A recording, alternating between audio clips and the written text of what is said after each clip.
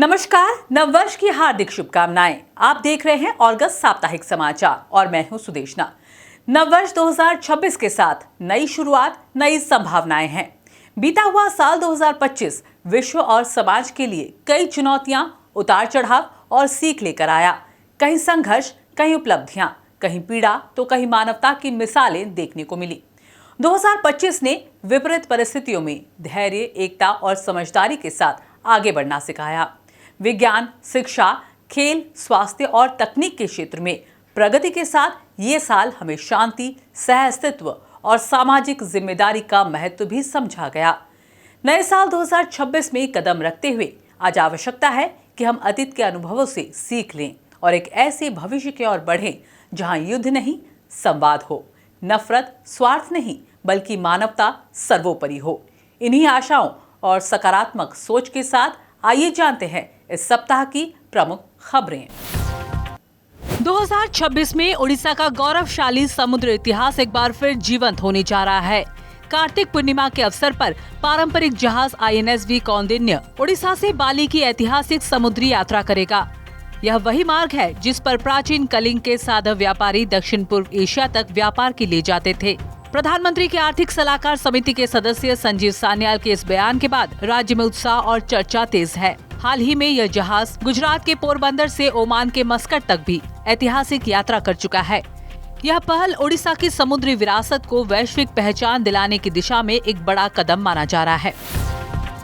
2 साल के अंतराल के बाद गणतंत्र दिवस पर ओडिशा की झांकी एक बार फिर नई दिल्ली के कर्तव्य पथ पर दिखाई देगी। झांकी का विषय है समृद्धि का मंत्र, आत्मनिर्भर भारत। इस झांकी में कृषि से लेकर सेमीकंडक्टर उद्योग तक ओडिशा के योगदान को दर्शाया जाएगा। महिला सशक्तिकरण, कोरापुट कॉफी, कोणार्क सूर्य मंदिर और सांस्कृतिक विरासत इसके मुख्य आकर्षण होंगे। झांकी यह संदेश देगी कि कैसे ओडिशा अपने प्राकृतिक संसाधनों, मानव शक्ति और तकनीक के माध्यम से आत्मनिर्भर भारत के निर्माण में अहम भूमिका निभा रहा है। राज्य सरकार ने वाहन चालकों को बड़ी राहत दी है। प्रदूषण प्रमाण पत्र यानी PUCC की वैधता अवधि को बढ़ाकर 31 मार्च कर दिया गया है।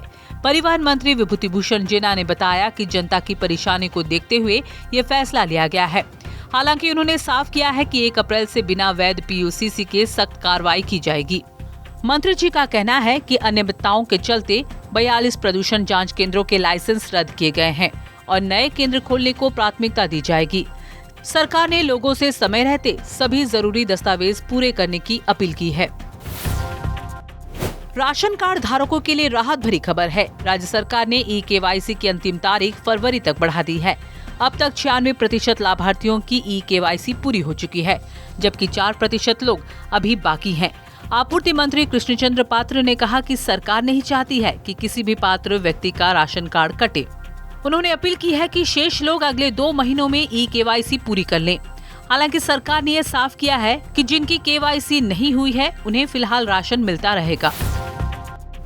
मयूरभंज जिले के रायरंगपुर में शिक्षा और कौशल विकास को नई मजबूती मिली है। राष्ट्रपति द्रौपदी मुर्मू ने इग्नू क्षेत्रीय केंद्र और कौशल विकास केंद्र का वर्चुअल उद्घाटन किया। केंद्रीय शिक्षा मंत्री धर्मेंद्र प्रधान ने कहा कि ये केंद्र जनजातीय और ग्रामीण युवाओं को शिक्षा के साथ साथ कौशल प्रशिक्षण भी देगा। उन्होंने बताया कि आर्टिफिशियल इंटेलिजेंस और आधुनिक तकनीक के जरिए युवाओं को रोजगार और उद्यमिता के लिए तैयार किया जाएगा। ये पहल आत्मनिर्भर भारत और विकसित भारत की दिशा में अहम मानी जा रही है। लंबे समय से चल रहा अरुआ उसना चावल विवाद आखिरकार सुलझ गया है। केंद्र सरकार ओडिशा से 6 लाख मीट्रिक टन चावल खरीदेगी। खाद्य आपूर्ति मंत्री कृष्णचंद्र पात्र ने बताया कि इसमें 5 लाख मीट्रिक टन उसना और 1 लाख मीट्रिक टन अरुआ चावल शामिल हैं। मुख्यमंत्री मोहन चरण मांझी ने इसे किसानों के लिए बड़ी राहत बताते हुए केंद्र सरकार का आभार जताया। वहीं विपक्षी दल बीजेपी ने इस मुद्दे पर सरकार की नीतियों पर सवाल भी उठाए हैं। भुवनेश्वर के बाद कटक में हुई बीजेपी नेताओं की बैठक ने राजनीति हलचल बढ़ा दी है। बैठक की तस्वीरें सामने आने के बाद चर्चाओं का दौर तेज है। विधायक देवाशीष सामंतराय ने संगठन में हालिया नियुक्तियों को लेकर असंतोष जताया है। उन्होंने कहा कि जिन नेताओं और कार्यकर्ताओं ने पार्टी को मजबूत किया उन्हें नजरअंदाज किया जा रहा है। देवाशीष ने चेतावनी दी है कि अगर ऐसे फैसले लिए गए तो संगठन कमजोर हो सकता है। इस बयान के बाद बीजेपी के अंदर खाने की राजनीति एक बार फिर सुर्खियों में है। घने कोहरे के चलते चिलिका झील में 11 तारीख तक सभी तरह के नावों का परिचालन बंद कर दिया गया है। जिला प्रशासन ने छोटे मोटर बोट, मालवाहक नाव और फ्लोटिंग प्लेटफॉर्म पर पूरी तरह रोक लगा दी है। हाल ही में कोहरे के कारण एक दुर्घटना में एक व्यक्ति की जान जाने के बाद ये सख्त फैसला किया गया है। नियम तोड़ने वालों पर कड़ी कार्रवाई की चेतावनी दी गई है। नंदनकानन जूलॉजिकल पार्क ने नया रिकॉर्ड बनाया है।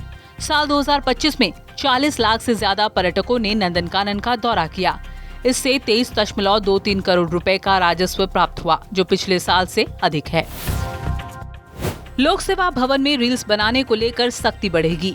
कानून मंत्री पृथ्वीराज हरिचंदन ने कहा कि सरकारी भवन में रील्स की कोई जरूरत नहीं है।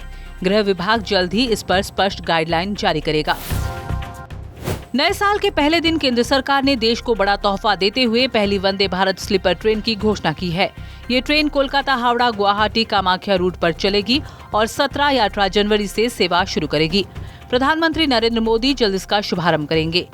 स्वदेशी तकनीक से बनी इस ट्रेन का कोटा नागदा सेक्शन में 182 किलोमीटर प्रति घंटे की रफ्तार से सफल ट्रायल हुआ है।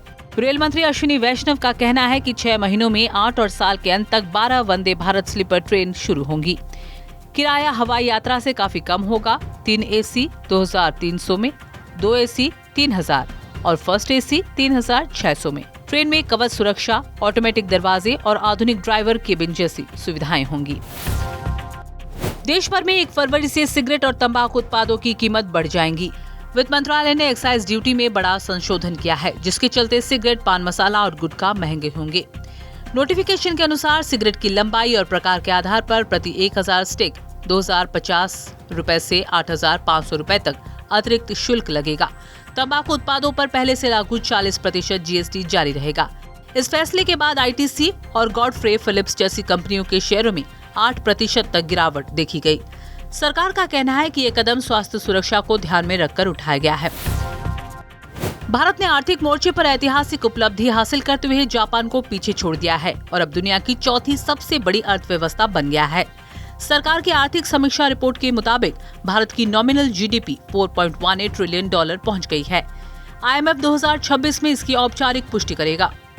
रिपोर्ट में कहा गया है कि 2030 तक भारत जर्मनी को पछाड़कर तीसरी सबसे बड़ी अर्थव्यवस्था बन सकता है। पिछले 10 सालों में भारतीय अर्थव्यवस्था का आकार 2 गुना हुआ है।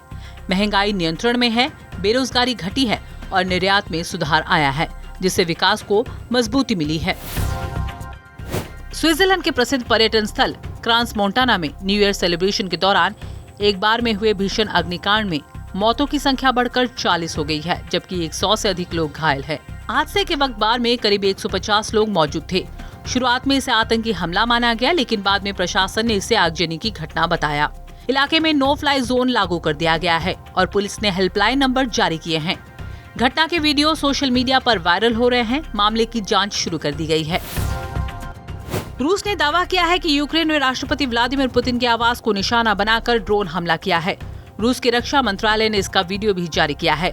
रूसी अधिकारियों के अनुसार पुतिन के निवास की ओर 91 ड्रोन भेजे गए थे, जिनमें से एक में 6 किलो विस्फोटक था। यूक्रेन ने इन आरोपों को पूरी तरह खारिज करते हुए इन्हें निराधार बताया है। इस घटना के बाद वैश्विक तनाव बढ़ गया है।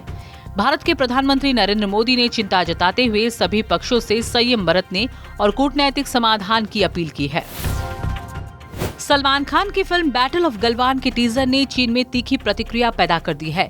फिल्म में गलवान घाटी संघर्ष में शहीद कर्नल बी संतोष बाबू की कहानी दिखाई गई है और ये 17 अप्रैल 2026 को रिलीज होगी। चीन के सरकारी अखबार ग्लोबल टाइम्स ने फिल्म को एक तरफा बताते हुए कहा है कि ऐसे समय में फिल्म रिलीज करना गलत है, जब भारत चीन संबंधों में सुधार हो रहा है। चीन का आरोप है कि फिल्म से विरोधी भावनाएं भड़क सकती हैं। वहीं भारत में फिल्म को लेकर दर्शकों में उत्साह है। तो ये थी इस सप्ताह की प्रमुख खबरें। नववर्ष 2026 के शुभ अवसर पर एक बेहतर समाज, सुरक्षित राष्ट्र और शांतिपूर्ण विश्व के निर्माण में अपनी भूमिका निभाने का आइए संकल्प लें। वर्ष 2025 ने हमें जो अनुभव दिए वो सुखद हो या चुनौतीपूर्ण, उससे सीख लेते हैं और 2026 को और बेहतर बनाने का मार्ग दिखाता है ये साल। इसी के साथ दीजिए अनुमति। नमस्कार।